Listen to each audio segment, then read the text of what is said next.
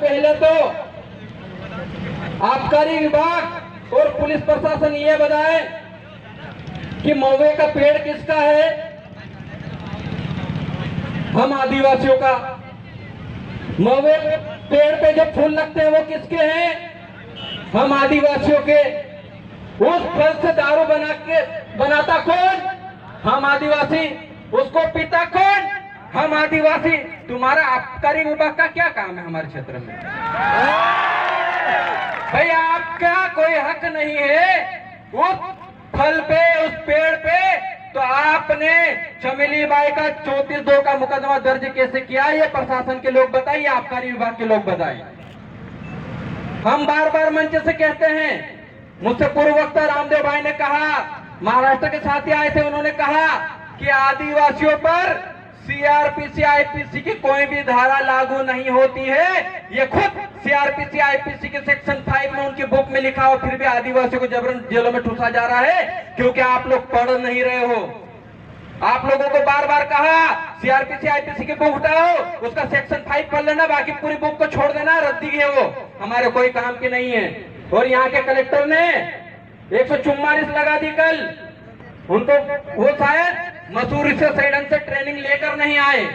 उनको पता होना चाहिए था, उनको पता होना चाहिए था कि उनसे 100 नंबर बड़े 244 वाले लोग आदिवासी लोग हैं। उनका 144 उनके तक 244 का पावर आदिवासियों का पावर है। ये चीज आपको समझने की जरूरत है। और चमेली बाई के साथ और उनकी बेटी के साथ जिन लोगों ने भी ज्यादती की, प्रताड़ित किया, उनको सजा मिली जानी चाहिए। नहीं तो रामदेव भाई ने कह दिया 1 घंटे के लिए टंटे मामा बन गए ना, सिर्फ 1 घंटा। हम बनना नहीं चाहते, हम संवैधानिक बात करना चाहते, इसलिए आपको बार बार याद दिला रहे हैं। आप ट्रेन से करके नहीं आए तो मसूरी जाइए, 244 आदिवासियों के अधिकार पढ़ के आइए, फिर आदिवासी क्षेत्र में नौकरी करना। आप हमारे एरिया के नौकर हैं और इस देश का मूल मालिक आदिवासी है। ये सुप्रीम कोर्ट का जजमेंट कहता है। उस जजमेंट के बारे में भाई ने बता दिया, मैं पूरा नहीं बताऊंगा। अब डाउनलोड कर लेना और पढ़ लेना, सभी के कॉपी निकाल के घर रख लेना। जिस दिन भी ये पुलिस प्रशासन के लोग आए, उनको बता देना कि सीआरपीसी आईपीसी अगर लागू होती तभी लगाना, नहीं लागू होती तो लगाओगे तो देशद्रोह का मुकदमा तुम पे भी चलवा देंगे। इतना पावर हम में भी है। और सबसे ज्यादा दुख इस बात का होता है, इन चीजों के बारे में हमको पहले ही पता हो जाना चाहिए था।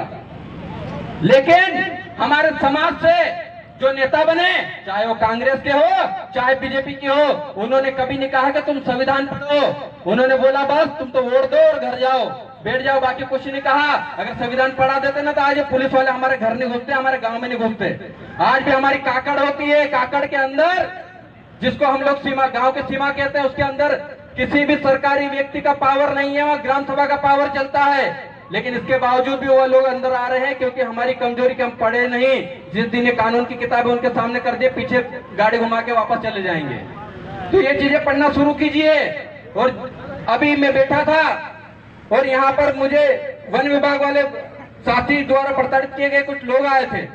उनसे कहना चाहता हूं कि जो जंगल है वो जंगल के मालिक आदिवासी हैं। आपका वन अधिकार अधिनियम 2006 में पैदा हुआ और आदिवासी सबसे पहले धरती का मूल बीज है, उसको उसकी जमीन से निकालने का काम मत करो। अभी कसरावद में 3 दिन पहले एक आदिवासी भाई को फॉरेस्ट विभाग ने नोटिस दिया।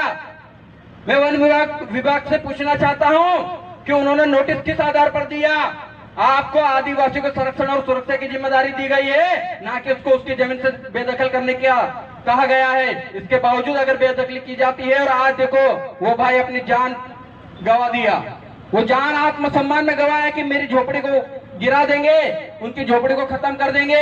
आप लोग जाग जाइए, वरना ये लोग अभी धीरे धीरे आदिवासियों को खत्म करने पे लगे हैं। आदिवासी खुद पता नहीं कहां कहां कौन से धर्म में जाने को घुसा हुआ है और दूसरे लोग आदिवासी बनने पर तुले हुए हैं, क्योंकि उनको पता है कि आदिवासी इस देश का मालिक है। जिस दिन भी आदिवासी जाग गया, उस दिन इन 92% लोगों को उनके मादरे वतन वापस भिजवा देंगे।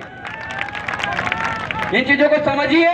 हम कहीं हवा में बातें नहीं कर रहे, जितना सुप्रीम कोर्ट कहता है, जितना संविधान कहता है, उसी पे बात करते हैं। और आज भी प्रशासन आज के कार्यक्रम में अगर किसी को के ऊपर भी एफआईआर करता है, 144 उल्लंघन की धारा लगाता है, तो याद रखना जो धारा लगाएगा, जो विवेचना करेगा, उसको हम लोग सुप्रीम कोर्ट में घसीट देंगे और देशद्रोह का मुकदमा अब हम लोग लगाएंगे। क्योंकि पहले हम लोग नहीं पढ़ते, लेकिन अब पढ़ना लिखना शुरू कर दिया है। हम भी टंटिया